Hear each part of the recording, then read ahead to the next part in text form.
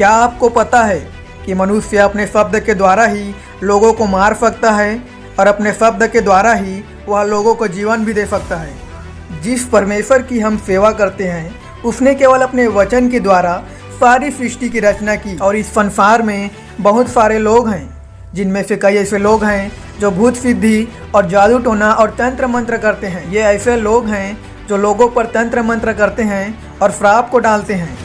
वास्तव में वे अपने शब्दों के द्वारा लोगों को मार भी सकते हैं और लोगों को बचा भी सकते हैं। हम जानते हैं कि मनुष्य को परमेश्वर ने अपने स्वरूप और अपने समानता में बनाया है और इसलिए उसके वचनों में रचना से ही उसके अंदर सामर्थ्य को पाया जाता है। जैसे कि बाइबल बताती है, जीव के वश में मृत्यु और जीवन दोनों होते हैं और जो उसे काम में लाना जानता है वह उसका फल भी भोगेगा। हमें कभी भी शैतान और उसके दुष्ट आत्माओं को और अधिक अनुमति नहीं देना है, क्योंकि परमेश्वर ने जो हमें सामर्थ्य दिया है ऐसा न हो कि उस अधिकार का उपयोग करके वह शैतान हमारे जीवन के द्वारा लोगों के जीवन में श्राप को लाए। इसलिए हमें कभी भी स्वयं या दूसरों को अनादर के शब्दों से श्राप नहीं देना है। परमेश्वर के अनुसार यदि आप अपनी जीभ पर नियंत्रण नहीं रखते हैं तो कोई रास्ता नहीं कि आप एक खुशहाल व आशीषित जीवन का आनंद ले सकें। आपका धर्म भी पूर्ण रूप से परमेश्वर और मनुष्य के लिए व्यर्थ बन सकता है।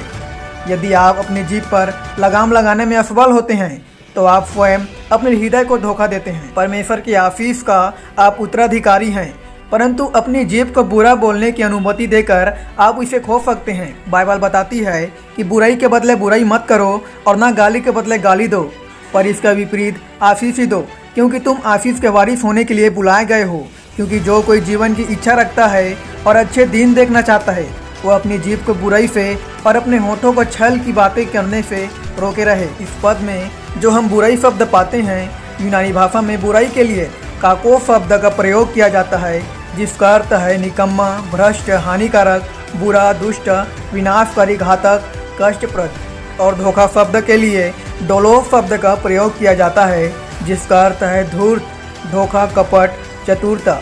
जीभ की जांच की यह कितनी बड़ी सूची है। बाइबल में यीशु मसीह ने बोला है, मत्ती अध्याय के 36 और 37 में लिखा है, मैं तुमसे कहता हूँ कि जो जो निकम्मी बातें मनुष्य कहेंगे न्याय के दिन वह हर एक उस बात का लेखा देगा, क्योंकि तू अपनी बातों के कारण निर्दोष और अपनी बातों ही के कारण दोषी ठहराया जाएगा। अर्थात इस वचन से स्पष्ट है कि यदि कोई भी मनुष्य मुख से कोई बुरी बातें कहे या फिर बुरी भले बातें किसी दूसरों को कहे तो वह अपने हर एक बातों का वह लेखा परमेश्वर को देगा।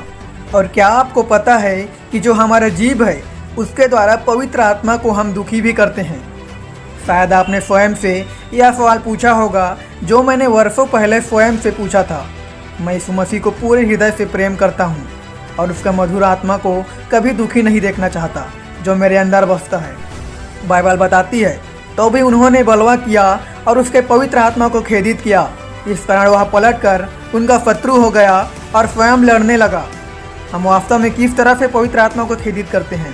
क्या ऐसा सिर्फ वचन का विरोध करने या मानने से होता है? बाइबल बताती है कि इफिसियों 4 अध्याय के 29 और 31 पद में, कोई गंदी बात तुम्हारे मुंह से न निकले, पर आवश्यकता के अनुसार वही निकले जो उन्नति के लिए उत्तम हो, ताकि उसे सुनने वालों पर अनुग्रह हो। परमेश्वर के पवित्र आत्मा को शोकित मत करो, जिससे तुम पर छुटकारे के दिन के लिए छाप दी गई है। सब प्रकार की कड़वाहट और प्रकोप और क्रोध और कलह और निंदा, सब बैर भाव समेत तुमसे दूर की जाए। यह जो सारी घृणित बातें हैं, यह हमारी जीभ के बारे में ही प्रयोग किया गया है। कलह शब्द वास्तव में ककोलोजियो से आया है। यह एक ऐसा शब्द है जिसका हम यदि नए नियम में अनुवाद करते हैं तब वहाँ पर हमें अर्थ मिलता है श्राप। और क्या आपको पता है कि जीभ श्राप का कारण है और जीभ ही श्रापों को तोड़ती भी है।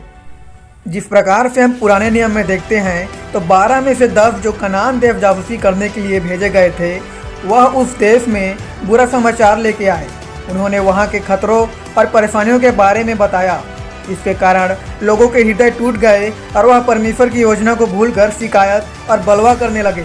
ठीक इसी प्रकार से आपके शब्द दूसरों पर गहराई से प्रभाव डालते हैं, इसलिए शब्दों का हमें सावधानी से चुनाव करना है।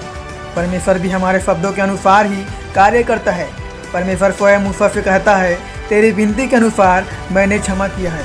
आपके सही शब्द पूरे देश का विनाश और श्राप को दूर कर सकता है, लेकिन इसका विपरीत भी सत्य है।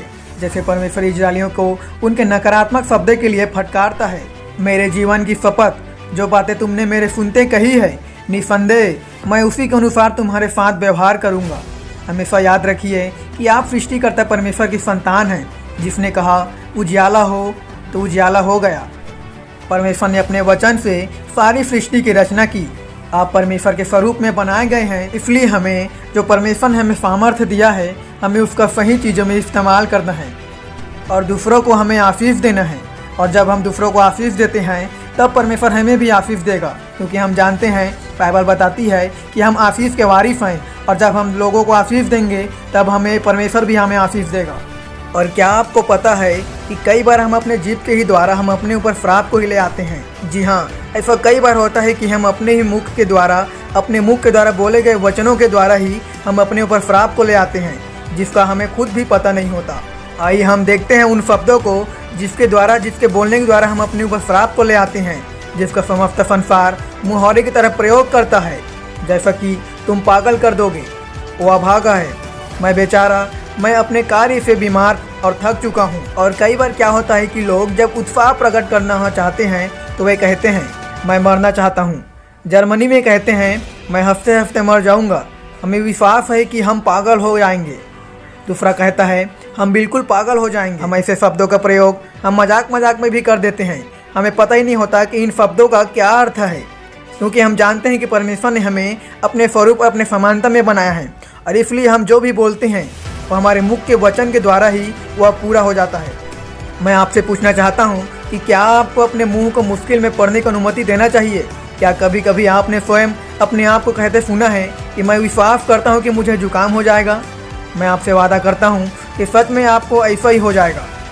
आप इससे अच्छा यह क्यों नहीं कहते कि मैं यीशु मसीह के कोड़े खाने से चंगा हो गया हूँ? हमें हमेशा ऐसा ही बोलना चाहिए कि यीशु मसीह हमारे लिए कोड़े खाया है, और जब यीशु मसीह ने हमारे लिए कोड़े खा लिया है तो हम क्यों बीमार रहें? कई बार परमेश्वर हमारे मुख के द्वारा बोले गए वचनों से वह बहुत ही चिंतित है।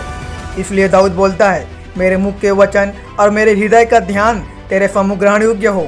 दाऊद ने परमेश्वर से यह भी कहा है उसके मुख पर पहरा बैठा और उसके होठों के द्वार की चौकसी कर। अर्थात दाऊद यहाँ पर अपने आप को परमेश्वर के हाथों में सौंप रहा है। क्यों सौंप रहा है? क्योंकि उसको पता है कि उसके मुख में ही आशीष है और उसके मुख में ही श्राप है। इसलिए हमें भी अपने आप को परमेश्वर के हाथों में सौंपना है और अपने मुख से कोई भी गंदी बात हमें नहीं निकालना है। और क्या आपको पता है कि हम कैसे इन श्रापों को आशीषों में बदल सकते हैं? आप क्या कर सकते हैं जब एक अधिकार रखने वाला मनुष्य जाने अनजाने एक ज्ञान की कमी के कारण आपको श्राप देता है? क्या आप एक असहाय व्यक्ति की तरह क्रूर श्राप का दंड के दुख को सह रहे हैं? नहीं, आप वास्तव में हर एक श्राप को आशीष में बदल सकते हैं। जब हम बाइबल में दाऊद राजा के जीवन को देखते हैं तो वह अपने पिता के द्वारा एक अनजान युवक की तरह फिलिस्तियों के विरुद्ध इजराइल के युद्ध में भेजा गया था। 40 दिनों तक गोलियात जो फिलिस्ती योद्धा था, वह दिन और रात इजरायली सेना को अपने शब्दों और अपने रूप से डराता रहा।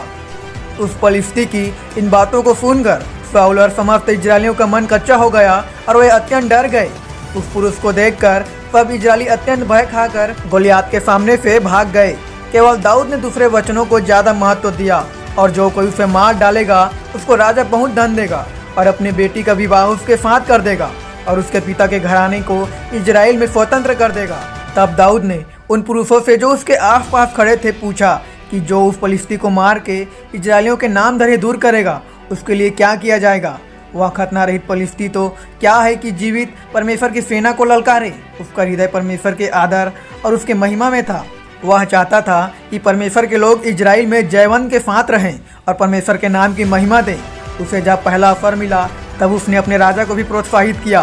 तब दाऊद ने शाऊल से कहा, किसी मनुष्य का मन उसके कारण कच्चा ना हो, तेरा दास जाकर उस फिलिस्ती से लड़ेगा। शाऊल ने दाऊद से कहा, तू जाकर उस फिलिस्ती के विरुद्ध युद्ध नहीं कर सकता, क्योंकि तू तो लड़का ही है और वह लड़कपन से ही योद्धा है।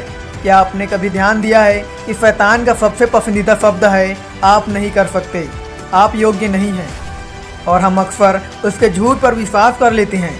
या वह शब्द है जो राजा के मुंह से निकलता है जो देश का सबसे बड़ा अधिकारी है। लेकिन फिर भी दाऊद परमेश्वर के वचन और उसकी उपस्थिति में इतना भरा हुआ था कि उसने उन श्राप की बातों पर विश्वास करने से इनकार कर दिया और बड़ी बुद्धिमानी से उसने अपने विश्वास को यह बताते हुए जताया, तेरा दास ने सिंह और भालू दोनों को मारा है और वह खतना रहित फलिस्ती के समान हो जाएगा, क्योंकि उसने जीवित परमेश्वर की सेना को ललकारा है। फिर दाऊद ने कहा, यहोवा जिसने मुझे सिंह और भालू दोनों के पंजे से बचाया है, वह मुझे उस फलिस्ती के हाथ से भी बचाएगा। शाऊल ने दाऊद से कहा, जा, यहोवा तेरे साथ रहे। यह चमत्कार को देखें। अपने विश्वास और परमेश्वर के सामर्थ्य को बोलने के बाद उसके राजा ने अपने नकारात्मक शब्द वापस ही नहीं लिया, बल्कि उसे आशीष भी दिया। और हम जानते हैं कि इसके बाद जो दाऊद था, वह जब गोलियात से लड़ने के लिए गया, तब दाऊद ने केवल एक ही पत्थर से वह उस गोलियात को मार गिराया। और इस प्रकार से दाऊद ने अपने ऊपर आते हुए उस श्राप के वचनों को उसने आशीष में बदल दिया। ठीक, यदि आज भी हम दाऊद के समान परमेश्वर के लिए हम एक कदम बढ़ाते हैं, तो परमेश्वर हमारे लिए भी 1000 कदम बढ़ाने के लिए वह तैयार है। परमेश्वर आपके इस वचन पे आशीष दे। आमीन।